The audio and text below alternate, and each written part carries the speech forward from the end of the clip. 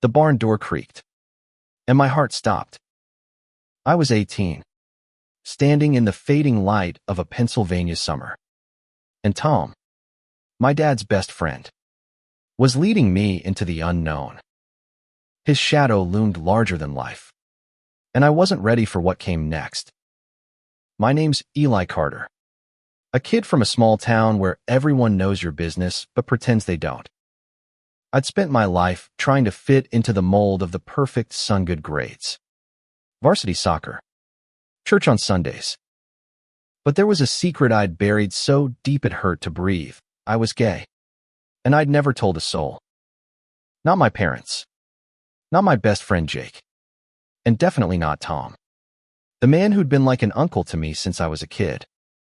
He was 42, rugged, with hands calloused from years of carpentry and a laugh that could fill a room. He was Dad's fishing buddy, the guy who'd taught me how to throw a punch when I was 12. But that evening, as we walked toward the old barn on his property, something felt different. His usual easy grin was gone, replaced by a quiet intensity that made my stomach twist.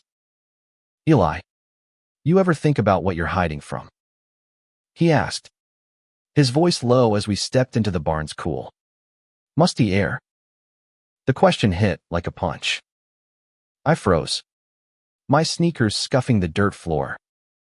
Hay bales were stacked high, and the air smelled of dust and something sharper, like secrets.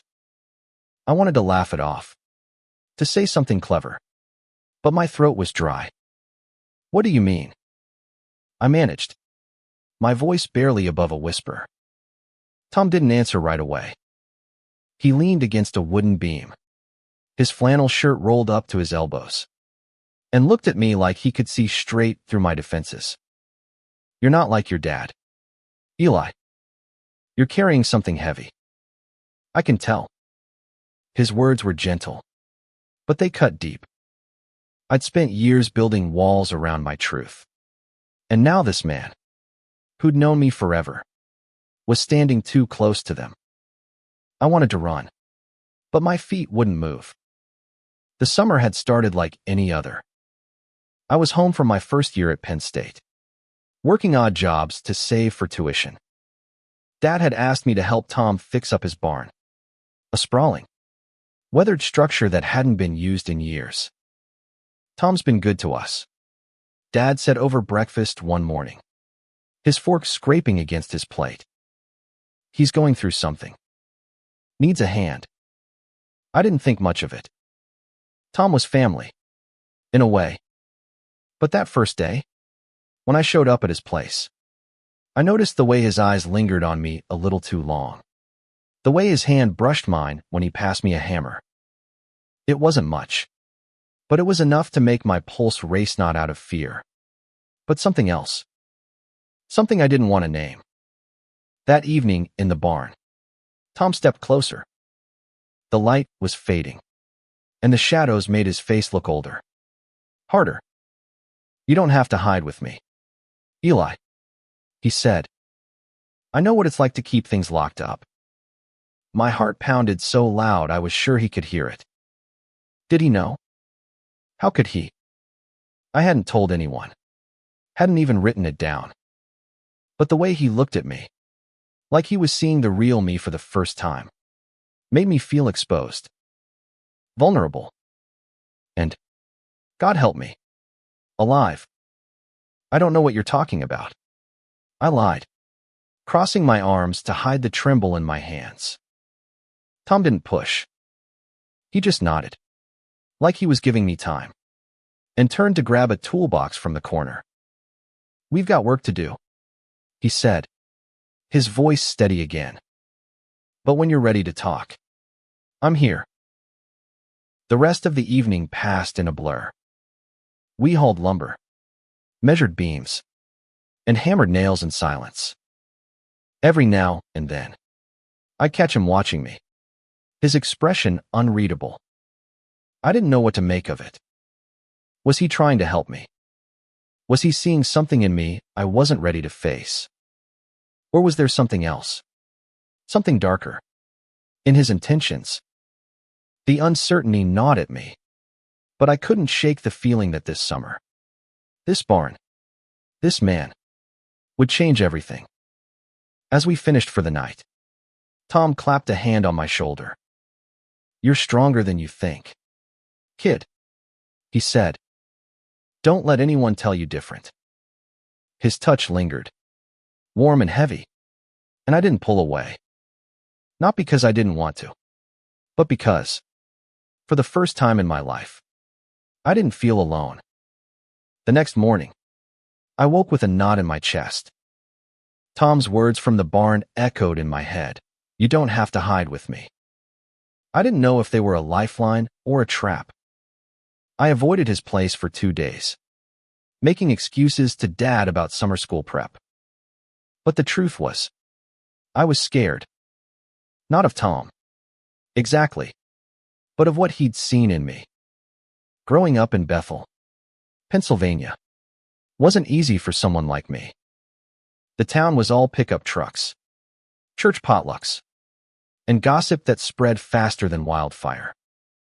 I'd heard the slurs tossed around at school, seen the way kids like Ryan Miller got ostracized for being different. I'd learned early to keep my head down, to blend in.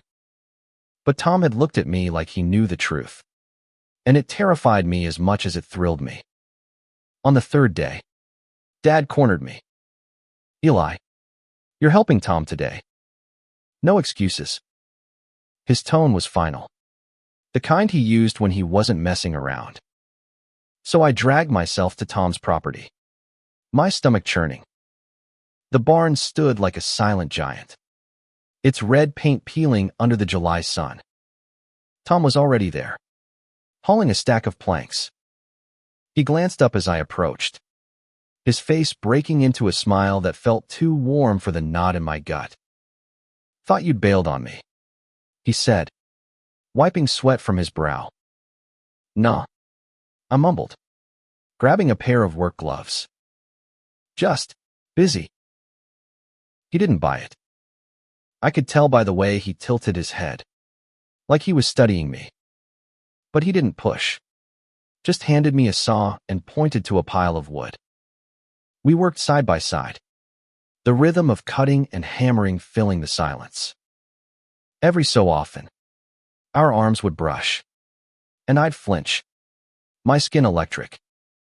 I told myself it was nothing, just the heat of the day. But I wasn't stupid. I knew what I was feeling, and it wasn't just fear anymore. That afternoon, Tom broke the silence. "You ever been in love, Eli?" The question caught me off guard.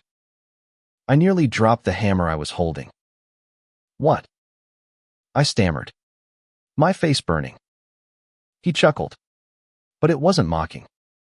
"Love. You know, the kind that makes you stupid. Makes you want to do crazy things."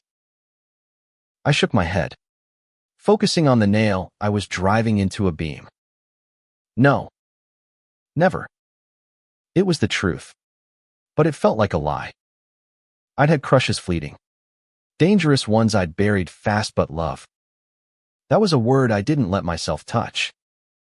Tom leaned back, his eyes distant. "I was. Once." He paused, like he was weighing whether to keep going. His name was David. My hands froze. His. The word hung in the air, heavy and real. I stared at him, my heart racing. Tom was gay. Or bi? My mind scrambled to process it. All those years of barbecues, fishing trips, him and Dad laughing over beers. Had I missed something? "Does my dad know?" I asked, my voice barely audible. Tom's jaw tightened.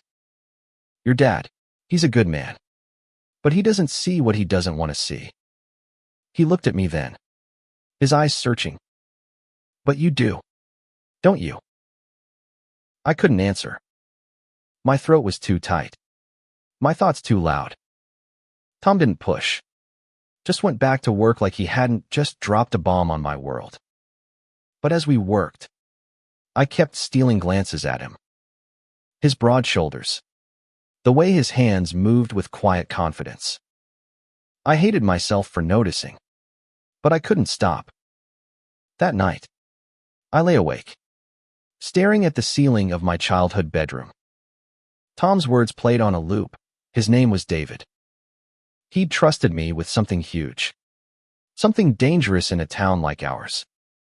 But why? Was he just trying to help me? Like some kind of mentor? Or was there something more? The thought made my chest ache with a mix of fear and longing I didn't know how to untangle. The next day, I went back to the barn. I didn't have a choice, not because of Dad, but because something in me needed to know what came next. The barn became my refuge and my prison. Every day, I showed up, telling myself it was just work, just helping a friend. But each time Tom's eyes met mine, I felt the pull of something bigger. We were halfway through reinforcing the barn's loft when he told me more about David. It was late afternoon, the kind of sticky heat that made your shirt cling to your skin. Tom was sitting on a hay bale, sipping water, when he started talking. David was my college roommate, he said, his voice soft but steady. We were everything to each other. For a while, I sat across from him, my hands gripping a plank like it could anchor me. What happened? I asked, even though I wasn't sure I wanted to know. Tom's face darkened. His family found out. They didn't take it well. Neither did mine. He looked away, out the barn's open door to the fields beyond. David left. Said it was easier that way. I stayed. Tried to be what everyone wanted. Got married. Even. Didn't last. I didn't know what to say. The weight of his story pressed against my chest, mirroring my own fears. My parents weren't cruel, but they were traditional. Church every Sunday. Family values preached over dinner. If they knew about me, I pushed the thought away. You ever tell anyone else? I asked. He shook his head. Not until now. His eyes locked on mine, and I felt it again, that electric current. That dangerous pull. I see you, Eli. The way you carry yourself. Like you're afraid of taking up too much space. I was like that once. I wanted to deny it, to tell him he was wrong, but the words wouldn't come. Instead, I stood and grabbed a hammer, desperate to do something with my hands. Tom didn't push, but his presence was enough to keep my thoughts spinning. That night, I saw Jake at the diner. He was my best friend since 5th grade. All blonde hair and easy smiles. The kind of guy who could charm anyone. We split a plate of fries, and he rambled about his new girlfriend, Sarah. I nodded along, but my mind was back in the barn. You okay, man? Jake asked, nudging my shoulder. You've been weird lately. I'm fine. I lied, forcing a smile. But I wasn't fine. I was drowning in questions about Tom, about myself, about what it meant to feel this way. The next day, Tom and I were alone in the barn again. We were painting the interior walls, the air thick with the smell of latex and sawdust. He was quieter than usual, and it made me nervous. Finally, he set his brush down and turned to me. Eli, I need to be straight with you. My heart stopped. Okay, I said, bracing myself. I care about you, he said, his voice low. More than I should. And I think you feel it too. The world tilted.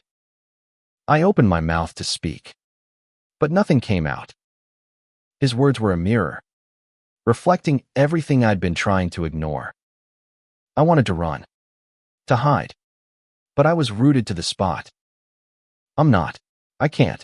I stammered, my voice breaking. Tom stepped closer, his hand reaching out, but stopping short of touching me. You don't have to say anything. Just know I'm here. And I'm not going anywhere.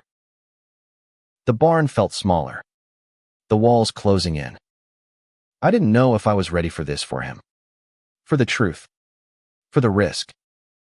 But as I looked into his eyes, I knew one thing. I wasn't alone anymore. I stopped going to the barn for a week.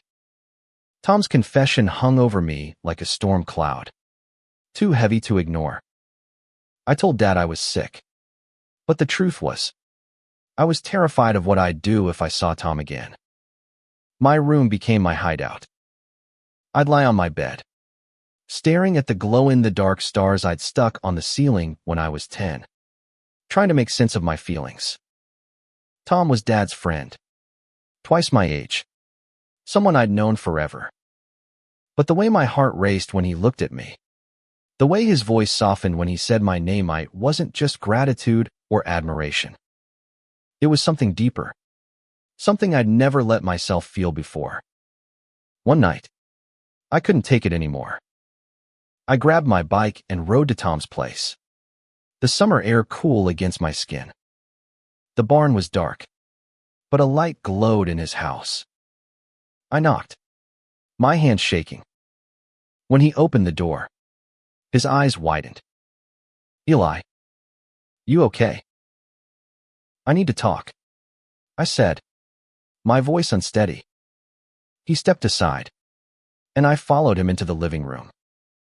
It was cluttered but warm, with books stacked on every surface and a guitar leaning against the couch. We sat, and I didn't know where to start. What you said about caring about me, I began, my throat tight. Why? Why me? Tom leaned forward, his elbows on his knees. Because you're real. Eli, you're not pretending to be something you're not, even if you're scared. And because I see myself in you, the kid I was, before I let the world tell me who to be. His words hit hard. I wanted to believe him, but doubt gnawed at me. What if this is wrong? You're Dad's friend. And you're enough. He cut in, his voice firm. You don't have to be anything more than who you are. I looked at him, really looked at him.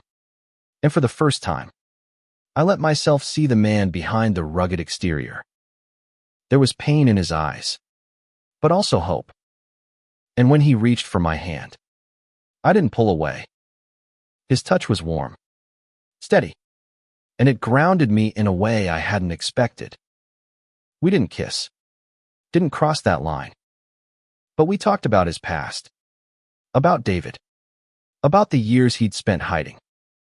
I told him about the crushes I'd buried, the fear of losing my family, my friends. It was the first time I'd said it all out loud, and it felt like shedding a skin I'd outgrown. When I left that night, Tom walked me to the door. Take your time, Eli, he said. This is your story. You write it. I rode home under a sky full of stars, my heart lighter but still tangled. I didn't know what I wanted, Tom. Freedom, or just the courage to be myself. But for the first time, I felt like I could find out. The barn was different now. It wasn't just a job or a place to hide. It was where I was starting to find myself. Tom and I kept working, but the air between us had changed. Every glance, every brush of his hand, carried weight. One evening, as we were cleaning up, Tom suggested we take a break. He pulled 2 beers from a cooler and handed me one, even though I wasn't quite 21. Don't tell your dad, he said with a grin. We sat on the barn steps, watching the sun sink behind the trees. You ever think about leaving Bethel? He asked. All the time, I admitted. But where would I go? This is home. He took a long sip of his beer. Home doesn't have to be a place, Eli. It's where you're free. His words stuck with me. I'd always thought freedom meant leaving. But maybe it was about finding people who let you be yourself. People like Tom. That night, we stayed late, talking about everything and nothing. Music, movies, the time he and Dad got stranded on a fishing trip. But when the conversation turned to the future, I got quiet. What if I can't do this? I asked. Be who I am. Tom set his beer down and looked at me. You're already doing it. Every day you show up here, you're choosing to be honest with yourself. That's braver than you know. I wanted to believe him, but fear was a heavy weight. What if Dad found out? What if Jake turned his back on me? What if Tom was wrong, and I wasn't enough? Before I could spiral, Tom leaned closer. Eli, he said, his voice soft but firm. You're not alone in this. Not anymore. And then he kissed me. It was quick, tentative, like he was giving me an out. But I didn't pull away. I leaned in, my heart pounding, and kissed him back. It wasn't fireworks or movie magic, it was real, raw, and terrifying. But it was also right. We pulled apart, and I saw the same fear in his eyes that I felt in my chest. We can't tell anyone, I said, my voice shaking. I know, he said, his hand still resting on mine. Not yet. That kiss changed everything. It was a promise, a risk, a step into a world I wasn't sure I was ready for. But as I rode home that night, I knew one thing: I wasn't turning back. The secret was a weight I carried everywhere. Tom and I were careful stolen glances, quiet moments in the barn, never anything where people could see. But the more we hid, the more I wanted to stop hiding. One afternoon, Jake showed up at the barn unannounced. I was painting a wall. Tom was up in the loft, and the sight of Jake's truck pulling up made my heart drop. Yo, Eli, he called, hopping out with a grin. You've been ghosting me, man. I forced a laugh, wiping paint from my hands. Just busy. What's up? He glanced at the barn, then at me. You're always here now. What's the deal with you and Tom? My stomach twisted. Just helping out, I said, too quickly. Tom appeared then, climbing down the ladder, his face neutral but his eyes sharp. Hey, Jake, he said, his tone easy. Want to lend a hand? Jake waved him off, but his eyes stayed on me, like he was trying to figure something out. Nah, just checking on my boy. You good, Eli? Yeah, I lied, my voice tight. I'm good. He didn't push, but when he left, I felt exposed, like he'd seen something I hadn't meant to show. Tom waited until Jake's truck was out of sight before speaking. He's your friend, Eli. You think he'd turn on you? I don't know, I admitted. Jake was a good guy, but good guys could still hurt you. I'd seen it happen. That night, Tom and I stayed late again. We didn't talk about Jake, but the tension was there. When Tom kissed me, it was fiercer than before, like he was trying to hold on to something slipping away. I kissed him back just as hard, desperate to feel something other than fear. But the world was closing in. The next day, Dad mentioned Tom at dinner. He's been quiet lately, he said, cutting into his steak. You notice anything off, Eli? I nearly choked. No, I said, staring at my plate. He's fine. Dad nodded, but Mom's eyes lingered on me, like she sensed something. I couldn't shake the feeling that the walls were crumbling, that our secret wouldn't stay secret much longer. The truth came out on a Friday. I was in the barn, stacking lumber, when Dad showed up. His face was hard, his eyes cold in a way I'd never seen. "Eli," he said, his voice sharp. "We need to talk." Tom was there, and he stiffened, his hand tightening around a hammer. "What's going on, Mike?" he asked, but Dad ignored him, his gaze fixed on me. "Mrs. Larson saw you too," Dad said, his voice low and dangerous. "Last night, outside the barn." My heart stopped. Mrs. Larson, the nosy neighbor who lived down the road. She must have seen us when we thought we were alone, when Tom had kissed me goodnight. "Dad, it's not," I started, but he cut me off. "Don't lie to me, Eli." His voice cracked, and I saw the hurt behind the anger. "Is it true? You and him?" Tom stepped forward. "Mike, let's talk about this. Stay out of it." "Tom," Dad snapped, his fists clenched. "You're my friend." "My friend." And he couldn't finish, his voice breaking. I wanted to disappear, to sink into the dirt floor and never come up. But I couldn't. Not anymore. "Dad," I said, my voice shaking but steady. "I'm gay. And yeah, it's true. I care about Tom." The silence was deafening. Dad's face went pale, then red. He looked at Tom like he was seeing a stranger. "You took advantage of my son," he said, his voice low and venomous. "No," I said, stepping between them. "He didn't. I wanted this. I chose this." Dad stared at me, his eyes searching for the son he thought he knew. Then he turned and walked out, the barn door slamming behind him. Tom reached for me, but I pulled away. "I need to go," I said, my voice barely a whisper. I ran after Dad, but he was already in his truck, peeling out of the driveway. That night, I sat in my room, the weight of everything crushing me. Tom called, but I didn't answer.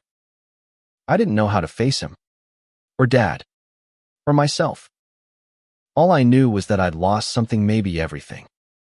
Days passed in a blur.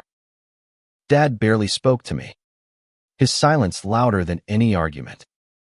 Mom tried to mediate, but her words were careful, like she was afraid of breaking something fragile. I didn't go to the barn. I didn't call Tom. I just existed, caught between guilt and defiance. One night, Jake showed up at my house. "You didn't tell me," he said, standing in my doorway. "Why?" I looked at him, my best friend, and felt the weight of all the years I'd hidden from him. I was scared, I admitted. "Scared you'd hate me." He shook his head, his eyes soft. "You're my brother, Eli. I don't care who you love." His words broke something in me, and I cried for the first time since it all fell apart. Jake stayed, and we talked until dawn about Tom, about me, about the future. It wasn't forgiveness, exactly, but it was a start. I knew I had to face Dad. I found him in the garage, tinkering with his old Chevy. "Dad," I said, my voice steady despite the fear. "I'm still your son." He didn't look at me, but his hands stilled. "I don't know how to do this, Eli," he said finally. "I don't understand it." "You don't have to," I said. "Just don't hate me." He turned then, his eyes red. "I could never hate you," he said, and pulled me into a hug. It wasn't perfect, but it was enough. I went to Tom's the next day. The barn was quiet. The work nearly done. He looked tired. Older. But his smile was still there. "I thought I'd lost you," he said. "You didn't," I said, and meant it. We didn't know what came next, whether we'd be together, or what the town would say. But we'd face it, one step at a time. That summer, in a barn that smelled of hay and secrets, I learned what it meant to be free. Not by running away, but by standing in my truth, with people who saw me and stayed. It wasn't the end of the story, but it was a beginning, one I'd write myself.